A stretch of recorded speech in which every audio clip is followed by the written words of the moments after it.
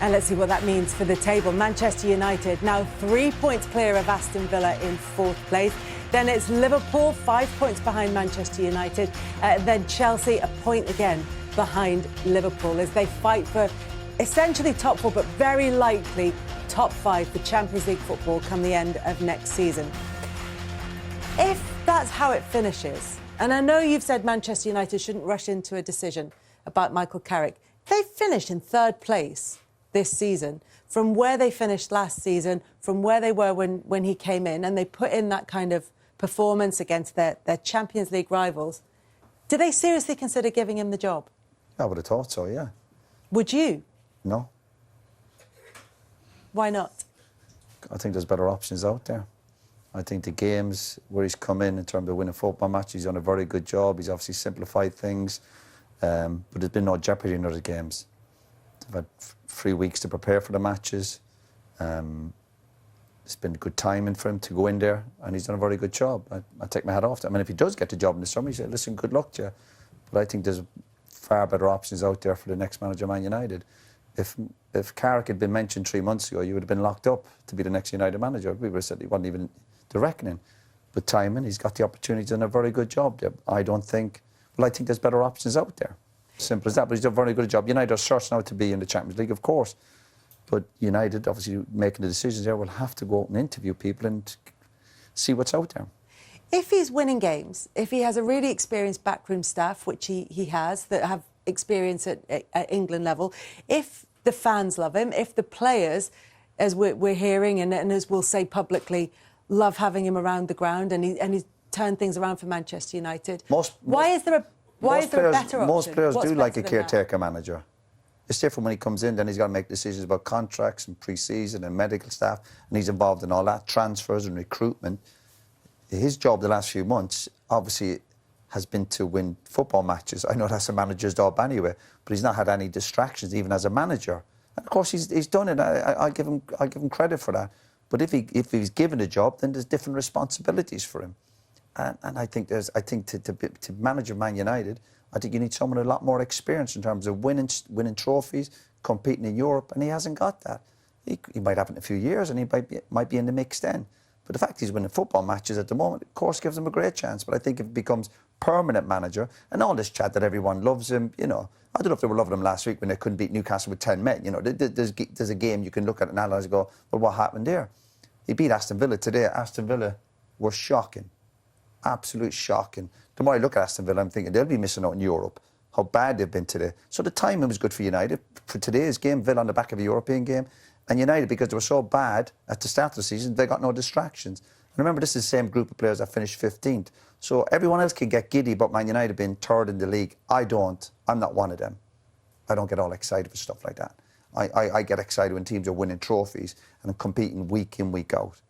So I'm not one to get too giddy. I know. Ashley, what would you do? If he's going to keep going the way that he's going, I think you do give him the job. I'm going differently to what Roy's saying. Good luck. Think the way that... Of course, You have the right to be wrong. I'm all right, no problem. I think the way that he's gone back into Man United, he's just simplified everything.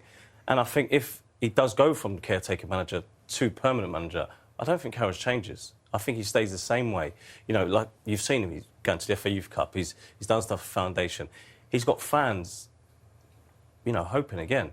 If anybody had said Man United were going to be competing to get in Champions League months ago, you would have been crazy because there was no way they was going to do that. He's gone back to a simple formation. He's put players in the right positions. And also, he's got fans, he's got the players wanting to run, wanting to play. OK, at times, it's not a Man United team that, he's going to have a lot of possession. And we've seen them play counter-attacking football. But, they've been used to that. He hasn't got a lot of time to, work on the training pitch. He's got to go and win games. Like Roy said, of course, that's what he's got to do. And, it changes from caretaker manager to when you become the manager. But for what he's done in this short space of time, and of course, there's so much more to come. If he keeps on producing results, because right now it's just results, I'm sure if he gets the permanent manager's job next season, he then will go, right, this is how a Manchester United team is supposed to look, and we're going to dominate the ball. We'll play counter-attack when we need to. We're going to sit in a block where we're going to find it hard for teams to break us down, which he has done, and then use the players, use the transfer window. If he, like I said, if he gets the manager's job, use the transfer window. But like I say, the staff that he's got, you know, Steve Holland, it was clever bringing him in. You know, he's got so much experience. You know, he needs to lean on them. Like you say, he's going to have to make more and more decisions around the club. But, you know, I think for what he's done, and, you know, I don't see anybody else out there right now. If there's a big profile manager, I think the only one you say is, if you're not going to give Carrick the job, you go after a Luis Enrique, for me. But to be honest, I don't think Luis Enrique is going to leave PSG to come to Man United. So it would take a lot for him to come there. So I think you give Carrick the job and you let him do what he's doing. Do you think he's the best option for all the managers on the planet? Everyone's who's pushing for him. It helps that he's English, so that's good for the media, a bit of spin. Another English coach coming through, and apparently Carrick's got friends. He's friends with everybody, which is fine. But if people honestly think he's the best option, but if anyone thinks... What option would you say then, Roy? What options would you say? There's loads of options out there. So we're all sitting here, ex-football people saying there's not better options than Michael Carrick. I'm asking who there would be. There's loads of options out there. You go and get the best. Carrick's not the best option for Man United. Simple as... But you tried what you called the best, and it hasn't worked before. I say with other managers that have come in, you go, well, OK, Mourinho at the time, Van Gaal, you tried everything. Yeah. So one's come in that probably knows the club better than most, has done a great job so far. Got him if he gets the third, I think it'd be really hard not to give it. And if they do give him the job, yeah, good luck to him. And if he does the business the next few years, United winning league titles, I'll happily sit here and go, listen, I got it wrong, no problem. But I believe there's better options out there. Would the note of caution be around Ole Gunnar Solskjaer, or do you think that Michael Carrick is different? Yeah, I think he's different. And I said that at the time, and I'll say it again. Ole didn't feel. Would you have mentioned Michael Carrick 3 months ago? No, of course I wouldn't, Roy. But I'll tell you one thing, I will say right now, I'm giving him a mention. Won 7 or 8. You think 7 or 8 games is enough to become the permanent manager of Man United? No, probably not. But when we're talking about what he's done right now, and he's got him into third, and I don't see an abundance of elite managers out there that are jumping out. We're talking about the quality of the Premier League in the last 12 months, and I know that's not his fault. He can only beat what's in front of him. We've seen how bad Liverpool are. We've seen how inconsistent Chelsea are. We've seen how bad Villa were today. So this idea of United finishing third, I'm looking going, well, yeah. What is the big deal? So let me. So the people that get mentioned, Unai Emery. Today he beats Unai Emery. And if we're talking about, I know it's not obviously over a season, but he's done a great job. That doesn't do you any harm. People talk about Thomas Tuchel. Thomas Tuchel will be if England win the World Cup, he'll have any job he wants in the world. If we come limping out, we make the last 16 and we don't do very well. His star is so low, he doesn't get the job. So it can change so quickly. I don't see... I said early on, and Andoni Iraola, for me, is an elite manager. Does experience come into it for you? So you're saying what these other managers have done, or they might have difficult spells over next year, but Carrick on the back of maybe 12, 13, 14 really good results deserves it more than the lads we've just mentioned? No, probably not. But I'm saying, but you're asking me, will he get it? I think if he gets the third, I think he makes it incredibly hard for them. Do you think it's the responsibility of the Man United decision-makers to go out and get the best in the industry? Yeah, but like we said, who is the best in the industry then? Well, from United's point of view, there's obviously good options out there. You go and find who you think is the best and go and get them. Yeah. They've done that with Wayne Rooney, Ronaldo. You go and get the best. But who's the coaches then? Go on, name them. There's loads. Simone. Enrique. But they don't leave them. But you go and seek, as I said, you go and try and find and get the best. There's loads out there. Well, Tuchel, you've just mentioned. Tuchel's only going to be as good as the World Cup. Right. If they don't do well in the World Cup... he's just signed a new deal anyway with England, don't get me wrong. But you still have to go looking for the best option. It's like when you're looking for a midfielder as a club. You go and try and get the best midfielder. You don't get one who's maybe come on loan for 5-6 games. You go, he's the one. That's your responsibility. If they go out and try and suss these managers out and they all come back and they want 25, 30 million a year, you go, no, yeah, I get it. But the responsibility of the board surely is to go, let's go and get the best that's available to Man United. That's it. Well, you've played under really experienced managers, and you've also played under newer managers. You've been a new manager, you've been a manager with more experience. When you talk about Manchester United going out and buying the best, and one of the main criteria that you think is different from what Michael Carrick offers is experience. What comes with that a Manchester United manager needs to have? What does your profile, experience bring you? Your CV, your experience of being in tough situations. I think there's been no pressure on Carrick the last month or two are the players. There's been no jeopardy in their games. They've won a few games and people are all getting carried away for Man United to get in the Champions League position. But if Carrick gets the job in the summer, what's his remit? I'm guessing to win the league title the next year or two. I'm pretty sure it would be. And are we all going to sit here and go, yeah, we think he's capable of doing it? I don't think he is. So I think that experience must come into it. So when you're Ancelotti, for example, you said who's out there. So just if Ancelotti walks in the summer and he's chatting to the players, I'm sure they're going, this is a guy who's won loads of stuff. And if Carrick's the manager in the summer and he's coming back and Casemiro's gone, he's making decisions on Maguire, it's a different vibe at the club then. They won't be seeing him as this nice guy. He'll have to make tough decisions. And that's where the challenge is coming from. But if he does all that and he produces and he starts winning trophies the next year or two, I'll tell you what, I didn't see that coming. I didn't see that coming. But people like Ancelotti, when you're a player and a manager walks in your dressing room, where I played under Brian Clough for Alex, when they're coming to your dressing room, they walk in and you go, oh yeah, I like this. Now you're talking. Has Carrick got that huge respect amongst the players? Maybe they have because he's a nice guy and all this, but I'm on about bringing a CV with you. You go, oh, here we go. Now you're talking. We're going places with this guy, with his staff. And I'm not saying Carrick and his staff aren't qualified to do sessions. Of course they are. And he has brought experienced coaches with him, of course. And sometimes you have a bit of banter and a bit of humour with people when you're doing podcasts or whatever, but these are proper serious football. I get that. But if you ask me, do I think United will get back to winning league titles the next year or two with Carrick and his staff? The answer is no. But I'd love to be proven wrong. I love it. That team, by the way, it still needs investment. So whoever comes in is going to have to buy some players as well. So if they do believe that Michael's the right manager, he's still going to need to plug some holes. They need an elite central midfielder. There's no pressure on this team. This team, there's been no pressure on them. What pressure has there been? Can you win a few football matches? Imagine if they're near the top of the table, you're going, well, lads, we have to win today. A bit like Man City the weekend. You can't slip up. This group of players hasn't shown any of that over the last year or two. This group of players finished 15th last year. So when your expectations is so low and everyone gets carried away with third or fourth, I don't. That's not my scene. But let everyone else get carried away with it, no problem. And as I said, I'll repeat myself, if he gets the job, good luck to him. But there's definitely better options out there that United have to look at. If it doesn't work out, he's proven he can win a few football matches. Let's see if he can win some titles. Manchester United at Bournemouth on Friday night, live on Sky Sports. You're in the studio for that one. Areola. That's another one for him. You beat him. He's a coach. You just mentioned him. Brought his contract's up, isn't it? Big fan. I love him. Is he a good option, for example? You just said to me, name some options. Absolutely. Is he one? Yeah, right, I said that. I'll say that again. I said it 2 minutes ago. Do you reckon they're speaking to him? I don't know. But should they speak to him? Yeah, I would, yeah. Right. Because I think he's elite, yeah. That's right. I said it 2 minutes ago, and I'll Well, say look, it again. You can talk more about this on Friday night. Yeah. You can argue remotely, and then we can have a little bit of peace in the studio. We've got a crew who are about to go into overtime, so we're going to head off now. About the significance of this match, how does it feel now to get it over the line? Yeah, it feels good. I thought it was a good performance in the main. I thought we done a lot of things that we were really happy with in the game, and to finish a game like we did, we knew it was a big game coming into it, and get back to winning ways really, and the boys responded ever so well, so really pleased with them. Yeah. What pleased you the most about the performance, especially the difference between the first half and the second half?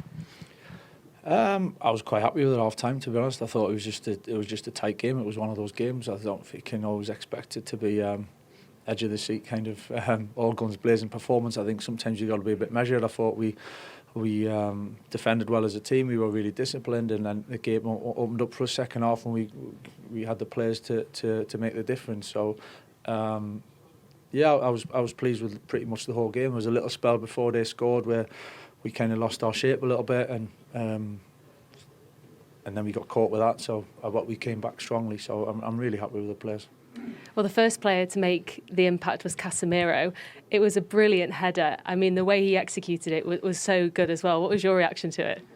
Yeah, Cassie and Bruno got a good understanding, and you know, some of it's you can coach certain things, and then other times you kind of leave it to them to find the moment and find that bit of space. And Johnny's obviously done a lot of work with them on set plays and give them guidance, but the partnership that they've got is kind of pretty obvious. They've done it so many times. It was fantastic. It was a great ball and a great header, really, and put us in a really good spot at that stage.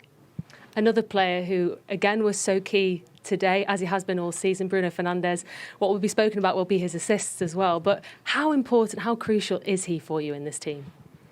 He's had so many big moments, you know, to whether it's to score a goal, to make a pass, and he's always there. You know, he always puts himself forward, whether it's training or games, and he's always there. So, yeah, some big moments again. Really good with obviously the corner, but the pass to Mateus was fantastic, and yeah, just capped off a good performance all round, I think. And looking at the bigger picture, your 100% record here at Old Trafford continues. But what does a win like this do at this point of the season for your team? Yeah, well, it was a slightly different game today, I think, going into it, and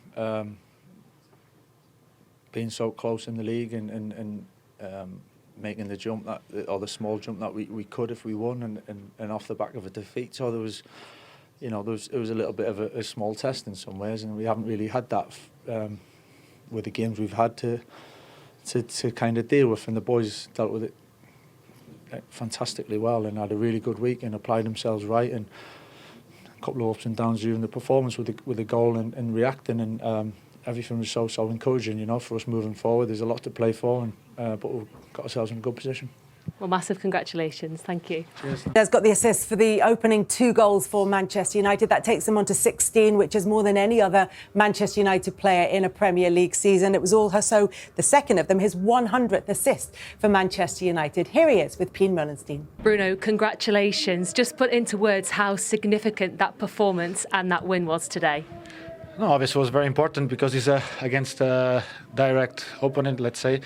We were with the same point, so getting disadvantage from them it's always good. And obviously we needed to win the game after last game that we couldn't get the 3 points we wanted. So today we did the job. I still think we can do much better, but the job is done. We got the 3 points, and I'm very pleased with that. You knew it was going to be a difficult ask today, but what pleased you most about the performance?